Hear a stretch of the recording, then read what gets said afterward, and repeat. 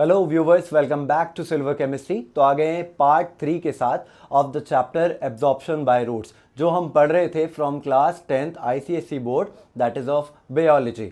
तो आज आए बच्चों हम पार्ट नंबर 3 के साथ of the chapter absorption by roots. तो आज के इस वीडियो लेक्चर में हम पढ़ेंगे about the modes of absorption and conduction of water and minerals, कि जो प्लांट की रूट्स होती हैं वो कौन कौन से प्रोसेसेस के थ्रू वाटर एंड मिनरल्स को एब्जॉर्ब करती हैं from the soil through the roots. तो देखिए बेसिकली हमारे पास 7 प्रोसेसेस हैं जिसमें रूट्स क्या करती हैं, सॉइल से वाटर को एंड मिनरल्स को एब्जॉर्ब करती हैं। इन सभी प्रोसेसेस को हमें डेप्थ में पढ़ना है, राइट। तो देखो सबसे पहले मैंने लिखा है बच्चों, the absorption of minerals and water from the soil by the roots involve by the following processes. तो बेसिकली जो हमारे रूट्स होते हैं, यानी कि जो प्लांट के रूट्स होते हैं, वो वाटर को एंड मिनरल्स को एब्जॉर्ब करते हैं इन 7 प्रोसेसेस के थ्रू। तो देखो एक एक करके सारे अपने नोटबुक में लिख लो। सबसे पहला प्रोसेस होता है हमारा बच्चों इम्बाइबिशन, जो कि प्लांट करता है to absorb water and minerals from the soil. Basically दूसरा प्रोसेस है हमारा diffusion, third is osmosis, fourth is turgidity and flaccidity, fifth process है बच्चों हमारा प्लाज्मोलाइसिस एंड डीप्लाज्मोलाइसिस, सिक्स पे हम पढ़ेंगे बच्चों पैसिव ट्रांसपोर्ट, एंड लास्ट में 7th प्रोसेस हम पढ़ेंगे एक्टिव ट्रांसपोर्ट। तो आज के इस वीडियो लेक्चर में हम सिर्फ 2 प्रोसेसेस पढ़ेंगे, first is imbibition and second is diffusion. बाकी के करेंगे हम नेक्स्ट कमिंग वीडियो लेक्चर्स में। तो चलो जल्दी से स्टार्ट करते हैं with the very first process, जिसका नाम है इम्बाइबिशन। तो देखो इम्बाइबिशन होता क्या है, तो you will say that sir it is a phenomena, ये एक ऐसा फिनोमिना होता है बाय विच द लिविंग और डेड प्लांट सेल्स ये एब्जॉर्ब करते हैं वाटर को bye the surface attraction. Basically ये जो इम्बाइबिशन का प्रोसेस है, इसमें जो हमारे यानी कि प्लांट के जो लिविंग और डेड सेल्स होते हैं वो सरफेस से वाटर को एब्जॉर्ब करते हैं, यानी कि सिर्फ वाटर का एब्जॉर्प्शन होता है बाय द सरफेस, पूरी बॉडी से नहीं होता, only from the surface, right. तो याद रखना यहाँ पे साथ साथ में इम्बाइबिशन का डेफिनेशन बहुत ही इंपॉर्टेंट है। तो फिर से देख लो, it is a phenomena by which the living और dead plant cells absorb water by the surface attraction.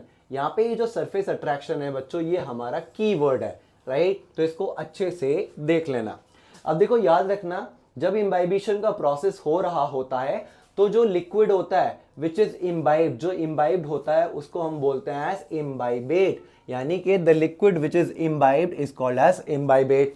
And जो सॉलिड सब्सटेंसेस होते हैं जो कि पार्ट लेते हैं इम्बाइबिशन में, उनको हम बोलते हैं एज इम्बाइबेंट्स। तो ये कभी कभी एमसीक्यू क्वेश्चन में पूछ लेता है कि भाई जो लिक्विड है जो कि इम्बाइब्ड हो रहा है उसको क्या बोलते हैं, तो यू विल से उसको बोला जाता है इम्बाइबेट। एंड जितने भी सॉलिड सब्सटेंसेस हैं मिनरल्स की फॉर्म में, वो हमारे इम्बाइबिशन में पार्ट लेते हैं and they are called as imbibants, right. तो ये दोनों को अच्छे से याद कर लेना। अब देखो अगर इम्बाइबिशन की बात करें, इम्बाइबिशन के एग्जाम्पल्स की बात करें, तो you can write dry seeds. Dry seeds यानी कि लेट अस से आपने एक गिलास लिया एंड उस गिलास में वाटर पुट किया, एंड जैसे ही आपने उस ग्लास में जिसमें वाटर था उसमें ड्राई सीड को डाला, तो ये क्या करेगा, ये थोड़ा सा स्वेल्ड अप हो जाएगा, राइट। इसका मतलब जो ड्राई सीड का जो सरफेस था उसने वाटर को एब्जॉर्ब कर लिया है। Similarly you must have seen जो वुडन डोर्स होते हैं रेनी सीजन में, वो क्या कर जाते हैं, स्वेल अप कर जाते हैं, यानी कि वो थोड़े से फूल जाते हैं, जिसकी वजह से उनको बंद करने में या खोलने में दिक्कत आती है। ऐसा क्यों होता है, क्योंकि रेनी सीजन में जो हवा होती है यानी कि जो एयर होती है वो मॉइस्ट होती है, यानी कि उसमें मॉइस्चर प्रेजेंट होता है। अब उस मॉइस्चर को जो वुडन डोर्स होते हैं, विंडोज जो होती हैं लकड़ी की बनी हुई, वो वाटर को यानी कि मॉइस्चर को वो फ्रॉम द एयर एब्जॉर्ब कर लेते हैं एंड वो थोड़े से स्वेल अप हो जाते हैं, जिसकी वजह से वो बंद होने में या ओपन होने में परेशानी करते हैं। तो वहां पे उन्होंने कौन सा प्रोसेस अंडरगो करा, ऑब्वियसली इम्बाइबेशन। और मैं फिर से बता रहा हूँ, इम्बाइबेशन जो है ये हमारा सरफेस अट्रैक्शन फिनोमिना है, राइट। तो ये दोनों एग्जांपल्स भी याद रखना, that dry seeds and wooden doors ये स्वेल अप हो जाते हैं जब ये कांटेक्ट में आते हैं विद वाटर या फिर मॉइस्ट एयर। तो ये एग्जांपल रहा इम्बाइबिशन का। देखो इंपॉर्टेंट नोट भी लिखा हुआ है यहाँ पे, ये नोट में लिखा हुआ है वो सब्सटेंसेस जो कि आपके सेल्यूलोज के बने होते हैं और प्रोटीन के बने हुए होते हैं, they are hydrophilic in nature. अब सर ये जो हाइड्रोफिलिक वर्ड लिखा है, इस हाइड्रोफिलिक का मीनिंग क्या होता है, राइट? चलो यहाँ देखते हैं।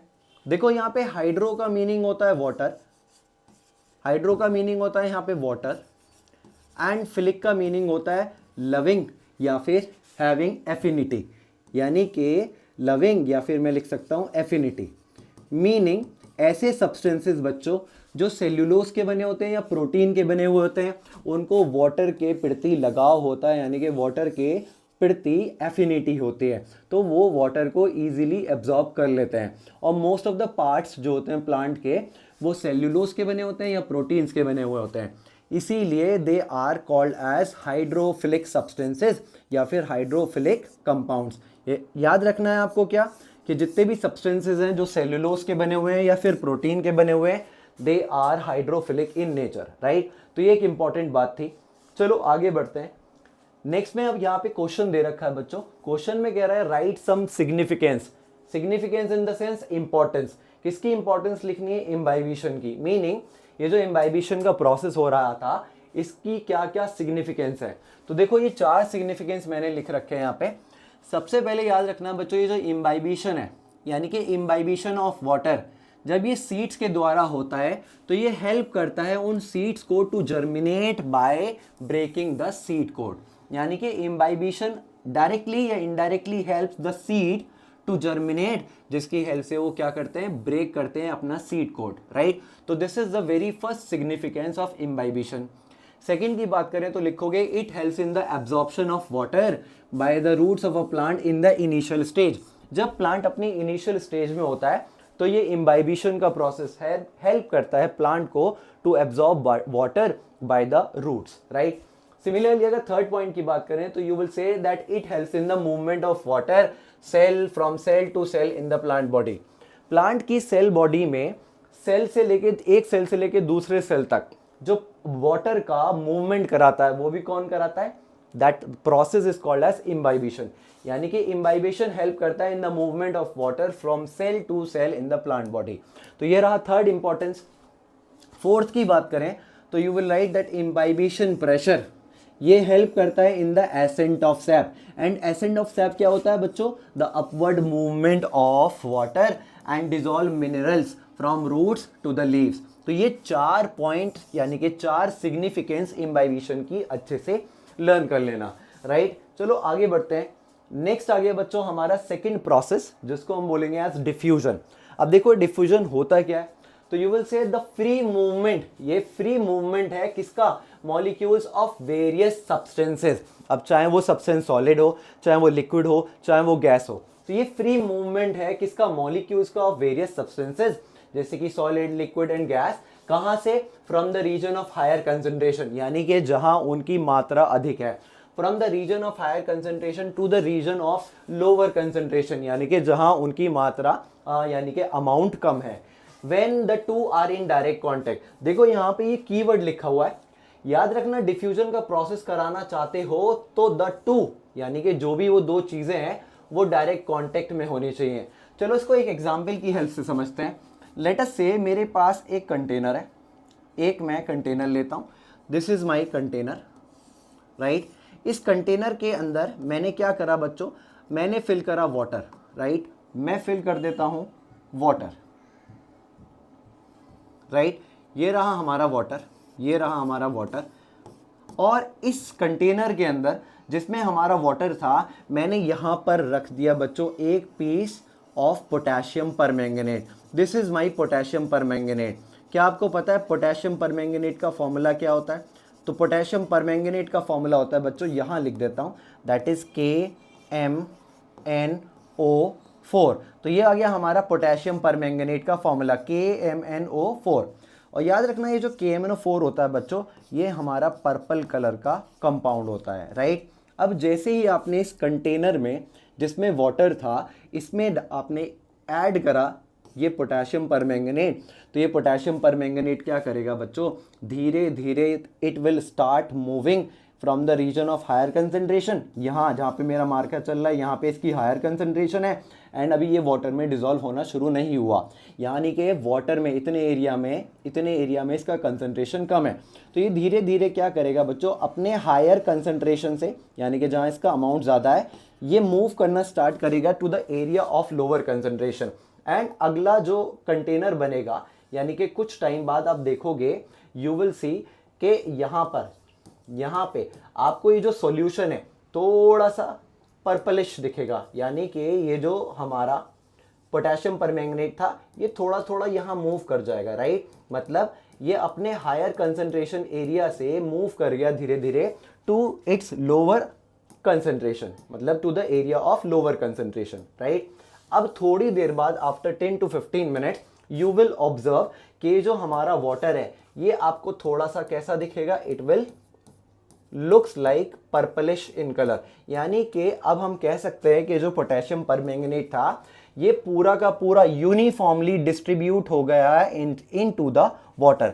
यानी कि ये प्रोसेस तब तक चलता रहेगा जब तक ये पोटेशियम परमैंगनेट इस वाटर के अंदर यूनिफॉर्मली डिस्ट्रीब्यूट ना हो जाए। तो यहाँ हमने देखा कि जो पोटेशियम परमैंगनेट का पीस था ये डायरेक्ट कांटेक्ट में था विद वाटर, तभी ये प्रोसेस हुआ ऑफ डिफ्यूजन। इसीलिए मैंने आपको बोला था कि ये जो वर्ड है दिस इज योर कीवर्ड, यानी कि when the two are in direct contact, यहाँ पे वाटर और पोटेशियम परमैंगनेट डायरेक्ट कांटेक्ट में थे विदाउट एनी सेपरेशन, तब यहाँ पे कौन सा प्रोसेस हुआ, डिफ्यूजन।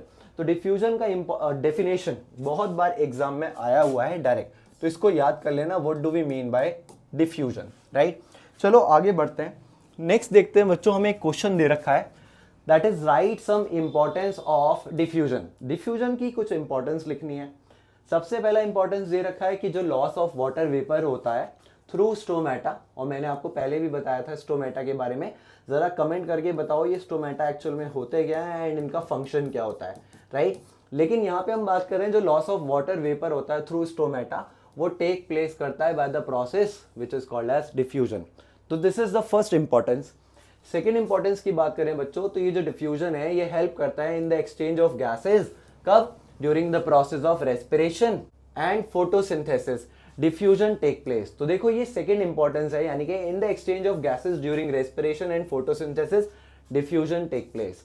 थर्ड पॉइंट की बात करें तो you will see the smell, यानी कि अरोमा, यानी कि खुशबू ऑफ फ्लावर्स, ऑफ फ्लावर, ये भी किसकी वजह से होती है, ड्यू टू डिफ्यूजन, राइट। अब देखो फोर्थ पॉइंट कह रहा है बच्चों, diffusion keeps the wall of the internal tissue of plant moist, यानी कि जो इंटरनल टिश्यूज होते हैं प्लांट्स के उनको मॉइस्ट करने में भी कौन हेल्प करता है, the process which is called as diffusion. तो ये हो गया बच्चों हमारा पार्ट नंबर 3 खत्म। तो आई होप आपको ये पार्ट 3 अच्छा लगा हो, अगर अच्छा लगा तो please do comment for the next part and also share, subscribe to my channel जिसका नाम है Silver Chemistry. Thank you so much.